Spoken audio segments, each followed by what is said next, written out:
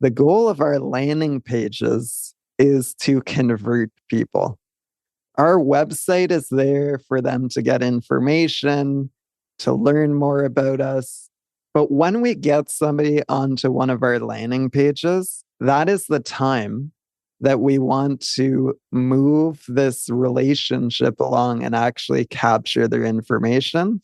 And in our testing and our experience, the way you do that is with as few distractions as possible. The only thing to do on that page is to submit the form. And so when you have your navigation at the top, you have your footer at the bottom.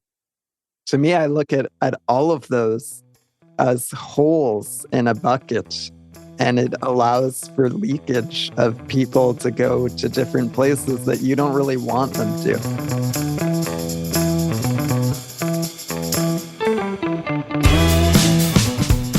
Welcome to the Agents of Change, the podcast experience you've been waiting for your entire marketing career. Search, social, mobile, AI, blockchain, and neuromarketing. These are the Agents of Change, and so are you. Digital marketing success awaits, and your transformation begins now. Welcome to another episode of the Agents of Change podcast. I'm your host, Rich Brooks, and this is episode 524, powered by the Agents of Change Digital Marketing Summit, coming to you on April 24th through 26th, 2024. We talk a lot on this show about how to reach and engage your audience online, but sometimes the most important engagement is right at the end, the conversion, when all of your branding, your outreach, and your persuasion is put to the test. After all, most of us can't pay the bills on likes and comments or even shares. Actually, even site traffic for that matter. So today we're going to take a look at what we can do on our landing pages to increase the chances that our ideal customers will take a desired action. Before we get to that, I just want to let you know that I have been working hard on this upcoming summit. Before we closed our call for speakers, over 70 digital marketing experts applied to speak for only 30 speaking spots. And I took meetings with almost every single one of them. Most 15-minute meetings turned into 30-minute conversations, but it was definitely worth it. I reconnected with some old friends that I hadn't chatted with in a while. I met some new people, and I heard from some new voices. This summit is going to rock, with great actionable items from our speakers, an insane amount of resources, giveaways, and more. If you're looking to generate and convert more leads online, you'll want to be there. If you're looking for professional growth in your marketing career, you'll want to be there. By the time this episode drops, I'll probably have the agenda finalized, but I can't speak about that yet. All I can tell you is that while we haven't yet started registration, you can pre-register for the event. It doesn't cost you anything. That gives you first dibs on early discounts and giveaways. There's no downside to pre-registering, and it will give you tons of benefits. Seriously, you don't want to miss out on this. Just go to theagentsofchange.com and you'll see the pre-registration button in the top right. The event itself is also free to attend, and we will have some serious upgrades that you can purchase as well, but you can watch every single session at absolutely no cost. And the first step is just going to that pre-registration button, clicking on it, and giving us your name and email, and you'll be on the list. You can also learn more about the summit, although the content is still a little bit thin until we start announcing speakers and agenda. You can do that at the website. But for now, let's turn our attention to landing pages and conversion rate optimization. My guest today has decades of experience as a CEO, entrepreneur, and career marketing leader. He has lived in the marketing trenches at companies like IBM, SAP, NVIDIA, and Marketo. He founded a marketing automation consultancy, Revenue Pulse, and then launched Knack in 2015 as a platform designed to help marketers simplify email and landing page creation. Today, we're going to be focusing on your landing pages and how you can make changes that will generate more leads and conversions at your website with Pierce Ujjainwalla. Pierce, welcome to the show. Thanks so much for having me, Rich. It's awesome to be here. So let's start with some basics. First off, how does a landing page differ from a regular page at your website? Great question. And yeah, definitely something people ask a lot. So, I mean, to me, a landing page has a singular purpose, right? Typically, there is a form on it, and it has that one goal that, you want to convince somebody to fill out the form. So, you don't usually have kind of the navigation on the top, the footer in the bottom. So, that's to me what a landing page is. All right. So I was looking through some of the work that you put out there, and you talk about a framework for landing pages called CUB, CUB. Can you kind of break down what the elements of the CUB landing page framework are? Yeah, so really, CUB is about conversion, urgency, and benchmarking. So when I think of a landing page, the number one goal is to get someone, like I said, to fill out the form. So how do you do that? We're going to talk more about it, but there's lots of things that you can do to make it so that someone fills out the form. One is really having that one call to action. You don't want there to be too many distractions. You don't want people to have to think too much about what should they do, what options, what buttons do I click. Make it simple for them. Urgency. If you think of any travel website, they do this really well. You'll see where it's like, hey, there's only 5 rooms left at this price, or hey, the registration for this event is closing in the next X amount of time. You want to create that urgency with that landing page visitor so that they are more likely, again, to fill out the form. And then, like anything in marketing, this is all about testing and experimentation. So the B in benchmarking is really you want to have your own benchmarks and you want to have some industry benchmarks. And the reason that I say you want two is that really you want to just be better every day. And to be able to measure yourself on that, you need to know where you're at in terms of your benchmarks. And then what I like the industry benchmarks for is that can be your kind of guiding North Star, right? Maybe the industry benchmark for you is a 20% conversion rate. But if you're only at 1 or 2% now, don't worry about that. Just worry about getting 1% better every day. I like that. I mean, compare and despair is a phrase that I've heard many, many times. And yes, it's good to know how you compare to the industry average, but you really should be looking to make improvements. And I think we'll go into each one of those items in a little bit more detail as we talk through this. But you mentioned one strong call to action. What are some of the other elements of a strong landing page, in your opinion?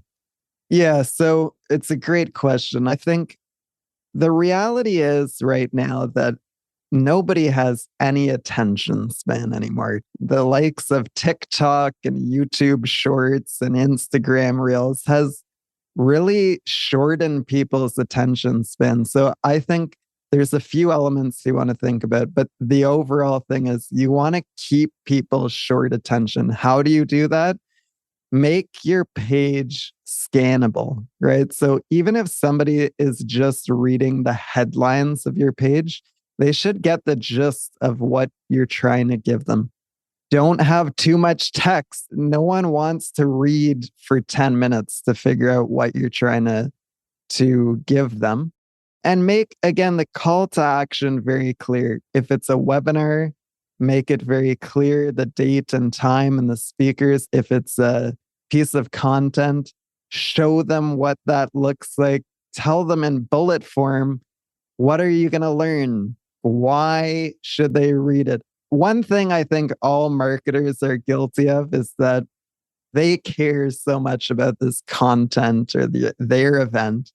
And they really need to think about like, what's in it for my audience? And if they start with that, I think making something valuable for your audience is going to make it really a lot more compelling and more likely for someone to fill out your form. I think it's a good point. And also, like, people should remember that to get to this landing page, they've clicked on a link in our email, or they've clicked on a link in an ad or something else. So they've already shown some level of interest. And now what we don't want to do is hide the truth from them. And we want to make it as easy for them to continue moving forward. With that being said, what do you see as some of the mistakes that people are still making these days on landing pages? What are some of the things like when you land on a landing page, you're like, oh, I cannot believe they did that? Oh, to me, one thing that drives me crazy is these super long forms, right? Nobody wants to fill out a 20 field form. And nobody should ever have that anymore because there are so many great data augmentation tools out there that make it totally unnecessary for you to ever ask first name, last name, company, annual revenue, number of employees. My light just fell down. That's fine. But it's like, make it easy for your website visitors to convert on the form and don't ask them questions of things that you can get behind the scenes or as they submit that form. So when you say behind the scenes, I'm just a little curious about this. Like you even mentioned like first name, last name. I try and keep my forms as short as possible, but I'm almost always invariably asking for name. How else might I get their name if this is, I mean, it's different for maybe an email sign up, although I still like to get their first name for those. How do I get, is there another method that you use to gather first name, last name for some of these people? Yeah. So there are several tools now where if you get somebody's business email address, this is really more in the B2B market. B2C is obviously a little bit different, but on the B2B side, there are many databases now. You look at something like ZoomInfo or 6sense or Clearbit, where when you get somebody's business email address, most of the time, you're able to fill in pretty much everything else about that person. We use something called Clearbit Enrich on all of our forms. And so with that tool, as long as I have their business email address, I can get the rest. You can also set it up so that on the fly in real time, as somebody enters the business email address, if Clearbit does not have that data, then additional fields can open up and you can capture those so you don't lose it if Clearbit doesn't have the person in their database. Oh, that's fascinating. I had never heard of that before. I'll have to check that one out for sure. One other thing you've recommended is removing the headers and footers from a landing page. What's the benefit there? Yeah, so typically there's always a debate here in pretty much every marketing department of like, should we have the navigation, our website navigation on our landing page? Should we have our website navigation in the footer? And in my opinion, you really need to look at what is the goal of the landing page. You know, here at NAC, the goal of our landing pages is to convert people. Our website is there for them to get information, to learn more about us. But when we get somebody onto one of our landing pages, that is the time that we want to move this relationship along and actually capture their information. And in our testing and our experience, the way you do that is with as few distractions as possible. The only thing to do on that page is to submit the form. And so when you have your navigation at the top, you have your footer at the bottom. To me, I look at all of those as holes in a bucket, and it allows for leakage of people to go to different places that you don't really want them to. I think on the other side, what I hear a lot of people who do advocate for the navigation or the footer, it's like, well, it's not a consistent experience from what I have on the home on my regular site. But again, to me, if your goal is conversion, you want to give yourself every advantage to convert people. And to do that, I recommend removing the navigation and the footer. All right. Makes a lot of sense. Kind of like putting blinders on a horse. You're just focusing people on that end result. Yeah. So you mentioned something that I've heard many times before, that you should have only one call to action on a page. But sometimes, especially perhaps in a larger organization where there's multiple people involved, that's impossible. Or they're like, well, if they don't want to buy now, I at least want to get them to download something, or whatever the case is. Is there ever an argument to have more than one call to action? And if so, what are some best practices, if they exist, around having more than one call to action? Yeah, like anything in marketing, there's no right or wrong. And that's one of the things I love about marketing. Like the reason that testing and optimization is an ongoing thing is that nobody has figured it all out, right? Otherwise, we would all have this magical page that 100% of people convert on. But that isn't the reality. And that is often something we hear, especially with our bigger customers. There's a lot of people involved and there's differing opinions. And that's where I always recommend use the data, right? Test things. You can put 50 calls to action on a page, but have your other page have one and compare the results. And I mean, my hypothesis would be that the one with one is one call to action. It's going to win every time. But it never hurts to test because there is no right answer here. But that's what my recommendation would be. Hey, that's great. You want to try a few different offers on this page. Maybe some of them make sense to live together. Test it out and go off of what the data tells you. Pierce, you've mentioned testing a couple times at NAC and the work that you do.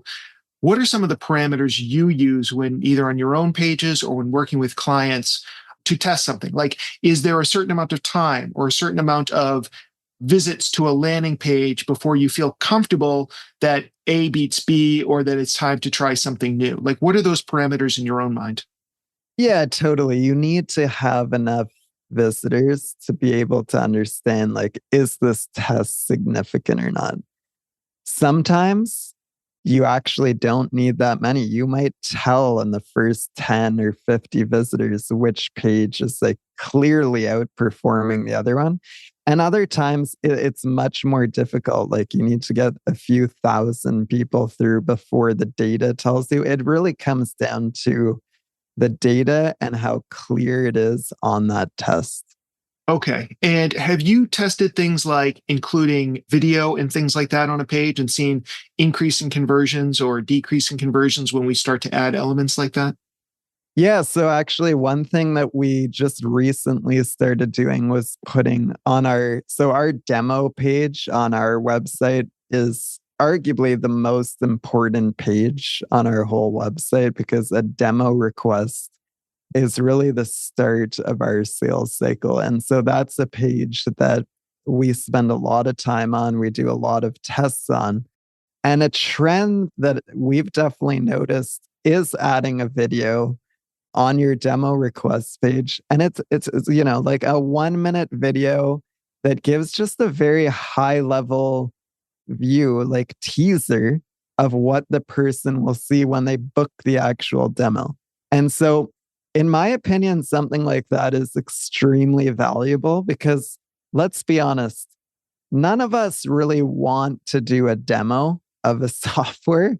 And there is always like a little bit of a risk. Is this the right software for me, or is this going to waste an hour of my time? And so I think having that teaser video before somebody fills out the form, at least for us, we've seen an increase in the conversion rate, and we've seen much better quality of people post the submission of the form. And so I think what you need to really do, it's not all about conversion, right? Our conversion rate could have gone down, but if the quality of the people booking the demos goes up, that's actually still a win. And so again, it goes back to what I was saying earlier about your visitors. If you are truly doing the best thing for your visitor, and in this case, I think we are because we're giving them context and we're making sure they don't waste their time or ours. it's a net positive in the end of the day. But you can't just look at conversion rates. Like this is a great example. You can't just look at conversion rates there because there are other things at play. Absolutely. So when you are setting up these A/B split tests, what is the technology that you're using to do this? Like somebody clicks on an email link or they click on an ad and they're sent to your website. Do you send them only to one page, or do you have like some sort of randomizer tool that sends them to page A or page B and then you measure them side by side? Yeah, so we use Marketo here at NAC, and within Marketo, you can set up A/B landing page tests. So you have one URL, but Marketo filters the traffic evenly between your different pages, and so that's a great tool to help with that. I think one thing that we hear a lot from marketers is they all want to do more tests, but it's very hard to make like multiple pages. So we also use the NAC platform to make it easy for us to build out a bunch of different variations. We've seen things like FOMO, or you mentioned scarcity, and then there's also like fear of loss. What are some of the other elements that you might put on a landing page that can alleviate some of these concerns and get people to move forward? Yeah, so one of my favorite examples, what we did, we were doing a big event at the Adobe Summit. And what we did was we knew there would be a lot of people registering at around the same time frames. So like when we sent out our email blasts, we knew there would be a lot of people registering. And so what we did was we actually built out a component on our landing page that would tell everybody, hey, just so you know, 343 other marketers have registered for this event in the last hour. And those are very powerful kind of psychological signals that you're sending to your website visitors that are like, hey, this looks like like a pretty popular event. It's the digital equivalent of a really long lineup outside of a party or an event. I think humans are just attracted to that. And there is something really powerful there. So that's a great way that you can kind of harness that in a digital way. All right. How important is mobile friendliness on these pages? Well, especially in the B2B realm, most people are coming on their laptops or computers, aren't they? Is mobile compatibility a big deal? Huge, huge. So mobile traffic has done nothing but increase like over the past decade. And so anybody out there, please make your pages responsive. Make sure that they look good on a mobile device because a lot of your audience will be coming from there. Now, this varies from company to company. Some have more, some have less on mobile. You should really be using an analytics tool to be telling you how many of your visitors are coming from a mobile device, but absolutely make sure that whatever page you're making, it's accessible, it's easy to read, the experience is good, the forms are easy to interact with. And definitely like a lot of people are building mobile first pages now. That's how important it is. Back when we first started talking about the CUB framework, the last B is benchmark. And you mentioned like one important thing is just to continually improve. But we are also curious about how we're comparing to other people in our industry. Where can we get the data that is going to give us a sense of should we be in the 1% conversion rate or the 5% conversion rate or whatever it might be? Yeah. Yeah, I think the biggest change that I see there is depending on what industry you're in. So, depending on your industry, you're going to get higher or lower conversion rates. And so that's where it's really important to find some benchmarks that you can measure yourself on, where it's like an apples to apples comparison. At NAC, we do a benchmarking report every year on both email and landing page benchmarks. And we break it down by industry, by size of company. And there is quite a bit of like disparity depending on where you're at. But there's a ton of these out there. I would just Google landing page benchmark report and you'll get some idea of like, what does average look like in my industry? What does good look like? And then you can set what your goal is. These kinds of things don't change overnight. But I think if you're constantly running tests, and even if your test has, 1% conversion rate increase, 1% over time compounds. And that's where, I think our customers who really commit to testing and optimization, that they're getting big gains over time. Just focusing, even if it's 1% better, you're getting better. Pierce, if people want to learn more about Knack, learn more about you, where can we send them online? Yeah, so we're at knack.com, knak.com. So yeah, check us out there. Follow me on LinkedIn, Pierce, PIERCEUJJ. Usually I'll come up from there. I've got a long last name. But yeah, I post a lot about kind of landing page best practices, email. There's a lot just about our story at Knack. I try and build kind of as open and transparently as I can. It's not just all the good stuff. Running a startup is hard and there's ups and downs. And I try and share it all, just hoping that it helps other people out there and become better CEOs and better marketers. I'm a marketer at heart. And so I love this stuff and love helping marketers do better marketing. I feel the same. Pierce, this is great. I'm going to go take a look at all of my landing pages now. Thanks so much for coming by today. Thanks so much for having me, Rich. There were a lot of great takeaways from Pierce and a lot to absorb. So if you missed anything, you can go to our website and check out the full transcript or the key takeaways from this and also every other episode. If you want the Pierce's takeaways and all the links that he shared with us, just head on over to theagentsofchange.com/524. While you're there, you can also click on that pre-registration button and be pre-registered for when we announce that the registration for our Agents of Change Digital Marketing Summit, a virtual summit that you can attend from anywhere, will be available. So you definitely want to get on that list. We've got more great content and more great digital marketing experts coming your way, so make sure that you're subscribed to this podcast. And I'll talk to you again in 7. Don't miss another thrilling episode of the Agents of Change podcast. Be sure to subscribe on your favorite podcasting platform.